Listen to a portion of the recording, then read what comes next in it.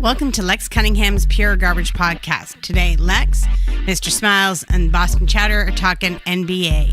Blazers, Warriors, welcome to the NBA podcast. I'm Lex Cunningham with my boys. Chowder. And Mr. Smiles, what up, what up, what up, what up, what up? A lot of excitement, a lot of people talking. Golden State, the Warriors, they're about to go all the way to the NBA Finals. All they have to do is walk all over the Blazers. I don't think they're walking all over anything, buddy. What about you, Smiles? Well, me, I love the Portland backcourt. Lillard, We both love Portland, period. Versus Clay and Steph. Now, this is a matchup, and especially with Durant being out. I don't want to wish injury on anybody, but it makes the series a lot more interesting because if Durant's playing, Golden State's probably going to be an overwhelming favorite. But with Durant potentially missing a couple games, maybe even the whole series. I don't think he's going to miss the whole series. Yeah, but he's probably going to miss game one. So game one is the game that the Portland has to steal. They're hot coming off a game 7 win in Denver, which was a real clutch performance from McCollum. What a game. Yeah. Lillard really didn't play that well that game, but he showed leadership along the way, and McCollum really stepped up, dominated the game, and said, Coach, give me the ball in my hands. I'm going to take over and take us to Golden State. Booyah! Get a little bit deeper with this series in regards to who's going to win and who's going to lose. The numbers are looking in favor of Golden State. Am I correct? Yeah. Yes. Okay, long shot are Portland. I didn't see them coming. Yes, as I said in the last 4 podcasts, I've made fun of them. I'm enough of that. Portland fans, stop sending me messages. Okay, so now we have a guy that's fasting 40 minutes. Let's start with that first. Long shot. Let's go, Chow. Enes Kanter, what to say? The man played 40 minutes yesterday. He's fasting because of the holy month of Ramadan. So the last sip of water he took was 3:55 a.m. Wow. The next sip of water the man took was at 8 p.m. He played 40 minutes, played well. He was productive. I mean, he had to play against Jokic. But 40 minutes, not a sip of water. Wow, Enes Kanter. That's crazy. And throughout the entire playoffs, Kanter's actually been a big help for them. After their starting center, Jusuf Nurkic, got injured and missed pretty much the last month and a half of the season, Kanter's actually stepped up great, and he's been a huge boost to the team. He's dominant on the glass. He's dominant in the paint. He doesn't really play defense, but for the playoffs so far, he's averaging 13 points and almost 11 rebounds, which is huge for a Blazer team that doesn't have a lot of big. Yeah, a Blazer team that I thought would be in the parking lot at Denny's right about now. He was a great pickup by the Blazers. He left New York. He was sad, and now look at him. Yeah, with the rebounds. They're going to need a lot of rebound in there when they go up against that team that might miss their threes. Yes, and Kanter. Golden State, that is. Yeah, but Golden State, really, Boogie Cousins isn't playing. I think they'll dominate the paint. Yeah, it's the outside that you got to worry about. Golden State is probably going to go small and try and play Kanter off the court. So it's going to be up to McCollum and Lillard to basically go toe-to-toe. And this series is just so juicy. So Lillard, to me, is the unsung hero of the West. He's the unsung hero of the NBA. Wow. No, wrong. Yes, right. Lillard, great player, but it's his hometown, and basically he's going to be going home, right? Because he's from Oakland. Yeah. And is his family in the crowd going to be cheering for him, or is his family in the crowd going to be cheering for the Warriors? Because the Warriors got some of the most diehard fans in the world. Like, they're rowdy, they're loud, and is his family going to be cheering for him? I'm assuming they will be. Hold on. Yeah, they're rowdy and loud, but they got nothing on the Raptors crowd. By the way, a lot of those Warrior fans are bandwagon jumpers. Yeah. Oh, man, don't get me started on the bandwagon, because I know there's a streetcar filled with them. Yeah, well, bandwagon, but deep down, the Warriors actually do have some deep roots in their fans. No, they do, I agree. They got millions and millions of new fans once they started winning championships. But who remembers Chris Mullins? Yeah. But people like the old school fans will remember guys like Latrell Sprewell, Chris Mullen, Tim Hardaway, those guys, Chris Webber for that 1.5 season or so. So those 1.5 season, come on, be a little bit more kinder. So it's one of those things where the Warriors have some deep roots, and they've been selling out games for years and years. So it's kind of good. They're good friends that actually start winning now because they actually sold out games when they were losers. Hold on, Smiles. Just take a rest for a second. Yeah. Imagine the Raiders crowd was like that. You'd still have a team in Oakland, buddy. Wow. Shots fired. But Vegas, once we move to Vegas, we're going to bring a Super Bowl championship there. But back to the NBA, though. Delusions. Can you feel that, folks? It's coming from the north. Not just the north, the real north, because we are the north. Yeah, Toronto Raptors fans, dying, trying, And here we are. No one will stop me from talking like this. Cue the Game of Thrones music there, Lex. All right, folks, here we go.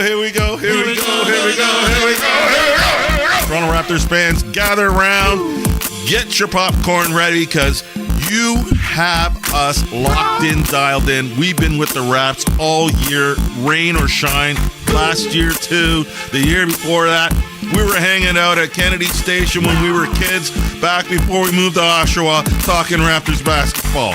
Now, the facts are here, Jack, and no one will stop me from this rant. Why? Because the truth is the truth. The Toronto Raptors are now going to face who? The Bucks. The Bucks. Big series. Raptors underdogs in this series for sure. Milwaukee's had a great season. I give them all the props in the world. They've dominated the league. They've had, if you look at the analytics, you want to go basketball nerdy and all that kind of stuff, their analytics are so good right now. They're one of the best three-point shooting teams. They get points in the paint. They're a great defensive team. I think the Claw is ready to take this team to the next level. Before we continue, I'd like to say this. Say it. Props to Milwaukee. Good. All the props to Milwaukee. I'm going to tell you guys something right now. Preach. The Raptors ain't doing shit if they only depend on Kawhi Leonard. The man can only do so much. He's great. He's a legit superstar we have, but Preach. that bench needs to step up. Wake up! The rest of the team needs to step up. Wake up! In order to beat the Milwaukee Bucks. I could agree with that. The bench, like we said, been saying in the last few podcasts, has been very disappointing. But I think now that they've got over that hump of, okay, now we're in the conference finals, there's been a lot of pressure. Are we going to keep Kawhi? If we lose this game, are we going to lose Kawhi? Now that all that pressure's off the Raptors, I think the bench is actually step up. New matchups now. The guards of Milwaukee, they got Bledsoe, they got, who else? They got Brogdon. Brogdon's a pretty big And he's guard, coming actually. back. Yeah, so it's one of those things where Freddie's now going to have a little bit more freedom to attack more. Freddie who? Freddie Van Fleet is going to have more time to attack more. I think Norm Powell is going to be a bigger factor in this series. You think so? And He better be. I think Gasol, who's going to be going against Brock Lopez, is going to be loving to shoot the threes, Brock Lopez. So I think Gasol's going to be shooting more threes this series. I know he's been passing up tons of shots in the previous series against Philadelphia, but this series, I think he's just going to let it fly. Hold on. The key to victory for the Raps is not to play like they played against Philadelphia in Game 7. So many open shots. Yes. So many given shots, layups. These guys were just, I don't want to shoot it. Hot potato. Pass the ball to Kawhi. Yeah. I understand Kawhi is great. I understand Kawhi is the man. But you have to take the shot when the shot is there. Bingo. You're being unselfish is sometimes actually being selfish in this case. And they're trying to, we're going to try to make the extra pass. And Gasol, I think, is the worst on the team. Yes. He passes up so many open shots. And when he finally made one, he's like looking at everybody like a big little smirk on his face. Whoa. Ibaka. Big props to Serge. Welcome, Serge. Hey, he wasn't doing no three-point shooting either until last night, or the other night, or the night when you hear this. But I don't want him. He shouldn't be nailing threes. I don't want him shooting threes. He should be inside getting But rebounds. that's the thing. When you pay a guy $20 million a year, 20. He stepped up when he had to, right? Like, he didn't have a great series. He theoretically hasn't a great playoff so far. But Game 7, money down. I think the Raptors only made like 7 or 8 threes last night. He made basically 3 of their 7 threes. I've got one for you, Lex. Bring it. The man you love to hate, Kyle Lowry. Listen to this. 10 points. Okay, only 10 points. But I think last night, besides Kawhi's game-winning shot, we won that game thanks to Lowry's defense, Lowry's hustle, and Lowry's heart. Agreed. But did you see those steals? Okay, so let me break it down for you from what I saw. I saw the first part of the basketball game, no one had their legs. I thought the big-time nature of what this game represented for the franchise absolutely shook that whole team right down to its core. You saw it in the shooting and the missed shots. People didn't get their legs under them. From my perspective only, I'm not an expert other than I used to throw rocks at windows years ago in Regent Park. So I know what it's like when you throw a rock and the cops are coming. You don't have the legs. The rock only goes 10 meters, or in the case of Americans, 3 yards. So as we move along the line here and we watch how this game progresses, Lowry gets juiced and junked and hurts his thumb, and he goes off the court. Who steps up? Who am I going to sing the praises of? Everybody gather around and start grabbing this guy's shirt. He's the real deal. If the Raptors get rid of him, I will personally go down and see Majuri Daduri and throw mustard at him. Freddie Van Fleet. He made a couple plays. He made some free throws early in the game to actually help Keep the team us along, going. keep the flow going, get points on the board. But you can't discount what Kyle Lowry's been doing. Thank you. What he does. He's right. What he does not necessarily always show up as charges taken, the extra pass, the grit, the slap away, the steals. You guys are fair weather fans because back in Game 3 and back in Game 5, where was Mr. Disco Pants? Okay, so we're talking hit and miss. It took a little bit of juice, so he got his thumb hurt. The team was kind of bouncing and rolling without him. They were still in the game, and then he comes back in. Yeah, he did his part. He's supposed to for $31 million. Yeah. We got people in those stands paying $500,000, $700,000, $300 to sit up in the high rafters. You get paid $31 million. Good for you for falling down and hurting and freaking out. Good for you for having an off night. You got $31 million. How many people in Toronto make $31 million? Especially out of the fan base that's there. It's not like Leaf fans that can afford the tickets and drive 150s and live out in the burbs with the nice barbecues and the 2000s. Gear down there, Big Rig.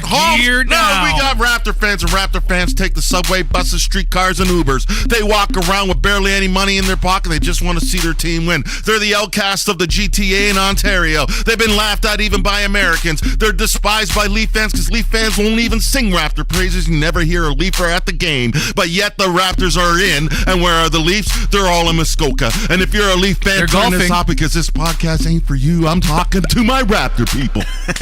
Wow. Love the red. And a lot of the things you're saying are 100% true. I can agree with that. One other issue I just want to bring up quickly about the playoffs. Playoff ticket prices. Now, I used to go to the playoffs every year. I actually boycotting going to actually attending the games. I'm watching all the games, obviously, You're a but shit mother, though. but Why, I'm not because they've priced out the real fans. Oh, so they're doing the Maple Leaf thing. Basically, that's the game plan. Sushi, glass They're of pricing wine, it and out. watch a sports Holy game. yes. And you can even see it on TV. The real fans are, if you look at Jurassic Park, the real fans are out there in Jurassic Park. Yes. They're the The real ones. fans are $16 an hour. Yeah. It's me who always used to go to the playoff games. I've been even priced out of So it. here, I'll tell you- And it's a little bit ridiculous because the arena's not as loud as it used to be. The fans don't care as much as they used to be. It's just the atmosphere inside the ACC isn't what it used to be. So I'll tell you something. I do not go to professional sporting events in North America. I find them to be inflated, and I find them to be overpriced. I enjoy it more on my TV, and I don't like looking at snobs eating sushi and drinking wine at a sporting event. I prefer to go to sporting events in Europe, whether it be soccer or So basketball. you'll just fly to Europe, but you won't spend $20 to watch the Jays? $20 to watch the Jays. Where am I sitting? You're sitting up top, right next to me and him. But it's baseball. Ew! All right. Okay, so here we go. The Raptors are in. We're all excited about it. I managed to insult a large fan base of people that like the Leafs. Don't care. I don't podcast them. Because I've had it jammed down my throat and it doesn't identify with how I feel. If you saw the interview with Kawhi, not the interview with the reporter from TNT, the news conference after, and when they asked him how he paused, when he said, "Hey, you saw what you did for Toronto and whatever," and he paused like he was thinking, "What do I say?" I don't know if he's staying, guys. I really don't think he's staying. I think you got to remember, he had a kid recently, and his kid is actually a Canadian Toronto kid. Well, he's Canadian, right? He was born in Canada, so it makes you a Canadian. That's great. He just has a passport. No, I know what you're saying. But I think all this positive, like you never see Kawhi show emotion. And when he made that game-winning shot, that's the first time And all they asked season. him about how come you showed emotion. He's like, well, just because I did something I've never done in my career. Yeah, he Like- won a game in Game 7 in the last second. And he left it all on the court. Yeah, but you never see it. I think that's maybe the thing that puts us over the hump, puts the Raptors over the hump. That emotional tie that he never shows. I that. hope so, man. I really hope so. seen his eye kind of almost water up in the expression on his face. He almost gave away what he truly thinks. He's been through a lot of stuff. He's heard a lot of garbage. But it's not like he's trying to make money. Toronto will offer the max deal and they can the most money out of any team so in the no NBA. team can offer him more. So that's one of the things. So he has no financial reason to leave. Theoretically, he says he loves everything about the city. Obviously, he just says it's cold. But everyone who lives here knows. Shit, man, it's May and it's still damn cold. Yeah, so There's it's some truth to the that. weather out here in Toronto is ridiculous. So, But our hearts are warm. So continue listening to the podcast. We're going to bring you some more NBA, gents. let's go Raptors. Go Raps, baby. Go Raps. Thank you for listening to Lex Cunningham's Pure Garbage Podcast. To find us, subscribe on iTunes, Spotify, Google Play, Podbean, Podcast Addict, Downcast, or Stitcher.